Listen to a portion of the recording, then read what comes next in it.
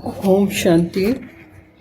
सभी को हार्दिक अभिनंदन और गुरुकुल पाठशाला प्रयोगशाला में सभी का स्वागत है। ये स्मृति यंत्र है, विधि है, मंत्र है। इसे अच्छी रीति बुद्धि रूपी पल्लू से गांठ बांध कर रखना है।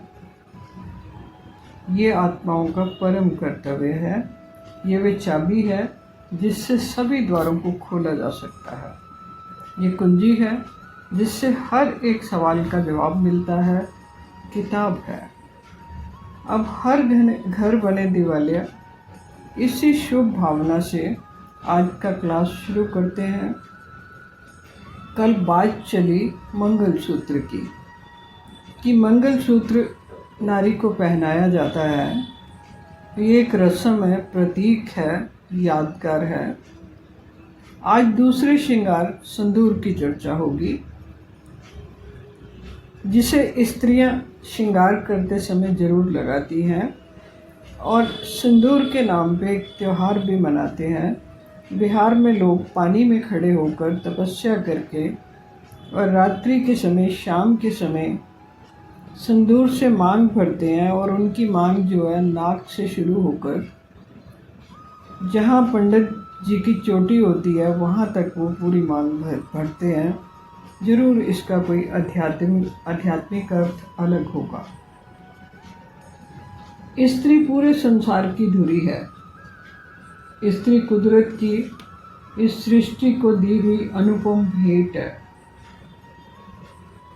स्त्री जाति रहित 8वां अजूबा है।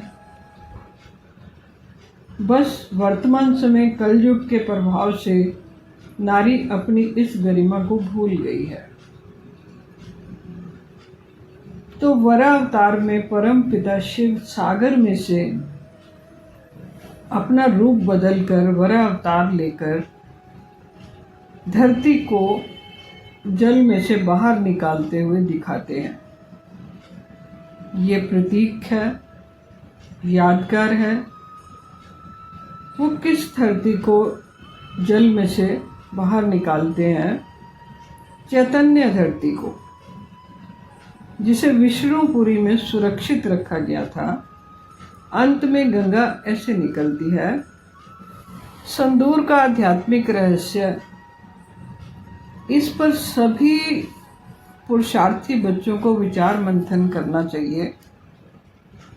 ये जो शादी का 7 जन्मों का बंधन कहा जाता है, 7 जन्मों का संग मंगलसूत्र बांधने से पक्का हो गया। जो कल की क्लास में ये बात चली थी, आज बात होगी सिंदूर के ऊपर। कौन सा सिंदूर लगाना है? एक सिंदूर सीता जी लगा रही थी और उनके सामने हनुमान जी खड़े देख रहे थे। तो हनुमान जी ने पूछा कि सीता माता, ये लाल रंग आप क्यों लगा रही हैं? तो उन्होंने बोला कि राम की याद में, राम के नाम का सिंदूर।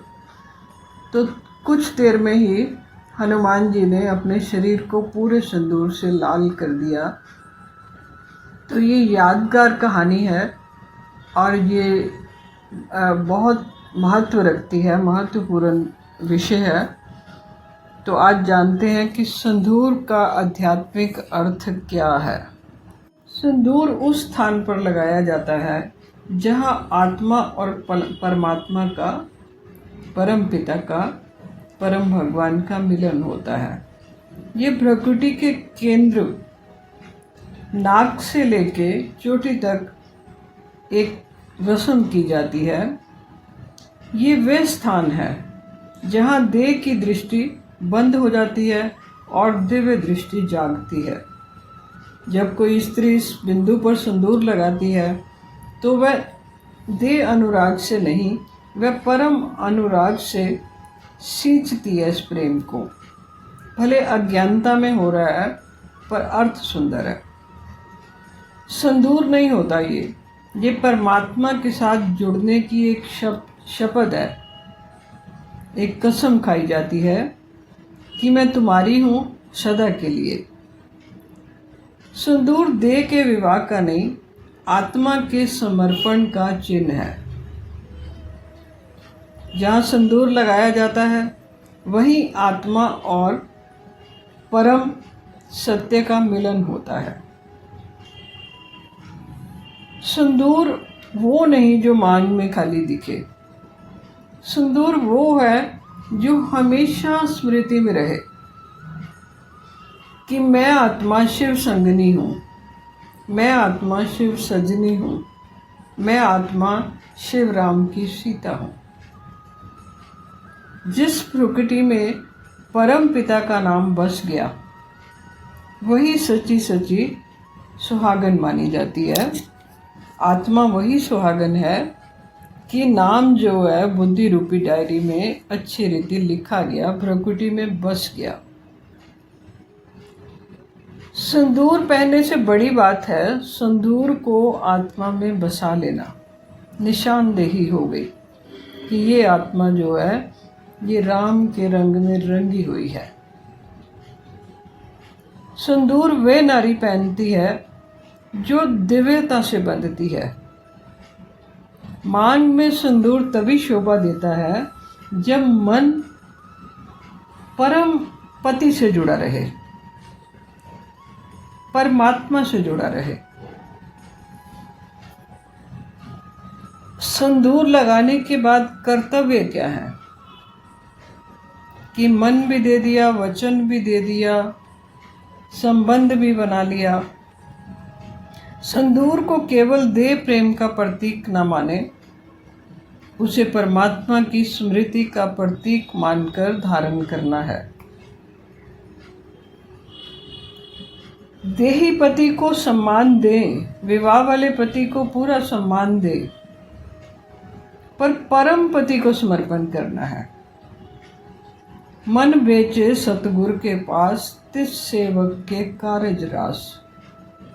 ये मन के समर्पण की बात हो रही है। यही आत्मा की सच्ची सच्ची पवित्रता है कि भ्रकुटी चक्र को जागृत करना।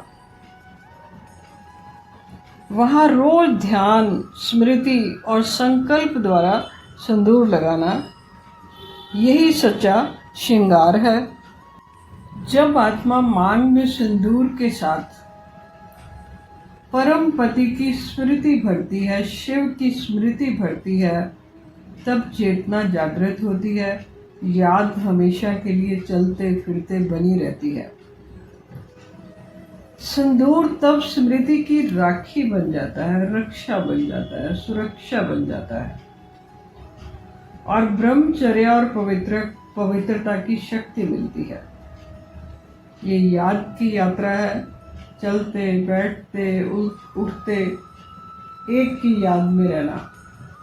तो ये जो स्मृति चिन्ह है सिंदूर, मैं कौन कहते ही याद आ जाना चाहिए कि मेरी मांग शिव के नाम की भरी हुई है। तीनों का संतुलन और आत्मिक सौंदर्य प्रकट होता है इससे। तीनों का संतुलन कौन सा? शरीर का, मन का और आत्मा का।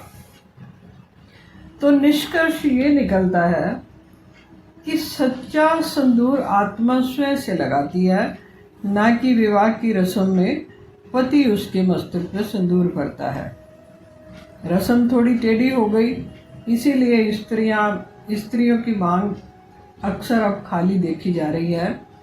कलयुग के अंदर स्त्रियां मांग भरना भूल गई हैं, क्योंकि विस्मृति इसलिए हो गई है कि उन्हें स्वयं अपने मस्तक पर सिंदूर लगाना है। तो विवाह की रस्म में पति के द्वारा सिंदूर लगाया जाता है। वो कब सिंदूर लगाती है? जब वह परम पिता, परम पति को स्वीकार करती है।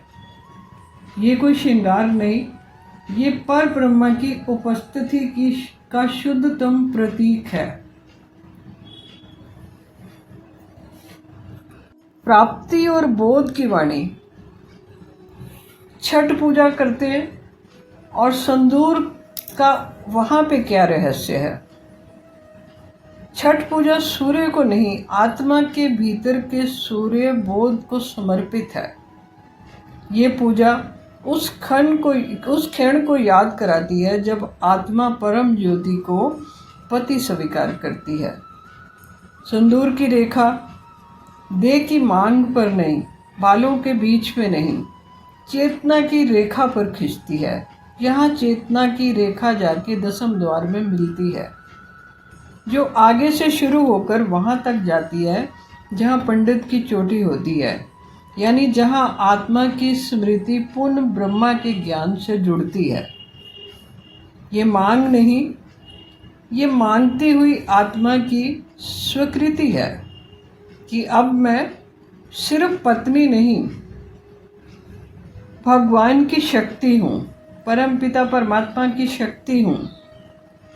सदा का योग सूत्र है, जहाँ कोई मृत्यु, कोई विरह, कोई वियोग नहीं आता, क्योंकि आत्मा का पति अविनाशी है। उसे मारने का किसी के पास कोई उपाय नहीं, वह मरता नहीं। कृष्णा में नाक के ऊपर सिंदूर का तिलक करते हैं, और यहाँ पर ये जो चोटी है, ये जो शिखा का स्थान है, ये ब्रह्मांड है। ये सहस्रार चक्र के पास माना जाता है, जो आत्मा के परम लोक से जुड़ने का द्वार है। जब स्त्री मांग को वहाँ तक भरती है, वह देह में नहीं, चेतना में कहती है, हे परमपिता परमात्मा, मैं तेरी हूँ, तेरी रहूँगी। मेरी पूरी चेतना, मेरे समर्पण अब तुम्हारे चरणों में रहेगा। मेरा सिर, मेरा मन, मेरी शक्ति, सब कुछ अब तुम्हारे अधीन है। छठ पूजा से मांग नहीं सजती, आत्मा की चेतना बढ़ती है। कृष्ण की भी छठी मनाई जाती है। सिंदूर नहीं, परमात्मा से मांगने की अंतिम स्वीकृति है। जहाँ मांग समाप्त होती है, वहीं आत्मा का ब्रह्मा से मिलन होता है। छठ की मांग केवल श्रृंगार नहीं, वह सिखाती है कि वो आत्मा की संपूर्ण समर्पण रेखा है। जब सिंदूर लगाओ तो याद रखो कि ये कोई श्रृंगार नहीं, ये परम सत्य का संकेत है। छठ व्रत को केवल पर्व नहीं समझो, उसे परमात्मा से आत्मा के विवाह का दिन मानो। मांग भरते समय सिर्फ शीशा ना देखो, आत्मा का शीशा देखो। वह अब किसे स्वीकार कर रही है? वह परम पिता परमात्मा को पति रूप में स्वीकार कर रही है। इससे लाभ क्या होगा? जो आत्मा को देह की मर्यादा से परे ले जाती है। कहते हैं ना, देह भान को भूल जाओ, देह के संबंधों को भूल जाओ। तो अगर ये बोध जागृत हो जाता है तो उससे ऑटोमेटिकली ये सिस्टम चालू हो जाता है। आत्मा को मिलता है परम पति से अविनाशी संबंध, जो मृत्यु और वियोग से भी परे है। स्त्री केवल पत्नी नहीं रहती, वह शक्ति बनती है, शांति और स्मृति की चलती फिरती मंदिर बन जाती है, पूजा घर बन जाती है। ये परंपरा नहीं, ये प्राप्ति है, जहाँ आत्मा स्वयं को परमात्मा को समर्पण करती है। हे मेरे सूर्यदेव, मेरे सत्य, अब मैं सदा तेरी सुहागन हूँ। संकल्प जल को साक्षी मानकर लिया जाता है, ये तो आप सब लोग देखते हो। ये आत्मा का अलौकिक विश्वविद्यालय है, पाठशाला है। यहाँ आत्मा विश्राम पाती है, जहाँ परमात्मा खुद वहाँ पकड़ लेता है। आत्मा सुकून महसूस करती है। अब गोविंद आत्मा का भजन करता है। अब गोविंद आत्मा का भजन करता है, क्योंकि जब आप शिव को याद करते हैं तो शिव भी तो आप ही को याद करेगा ना। कि अब शिव के नाम का मंगलसूत्र पहनते हो, शिव के नाम का सिंदूर लगाते हो, शिव सजनी बनते हो, तो शिव अब आपका भजन करे, अब गोविंद आपका भजन करे। ऐसा आपके मन में भाव होना चाहिए, ऐसा आपका श्रृंगार होना चाहिए। ये आत्मिक श्रृंगार की बात हो रही है। दैहिक श्रृंगार तो स्त्रियां बहुत करती हैं। अब आज से शुरू करना है आत्मिक श्रृंगार। अब अगले श्रृंगार की बात हम कल करेंगे। ओम शांति।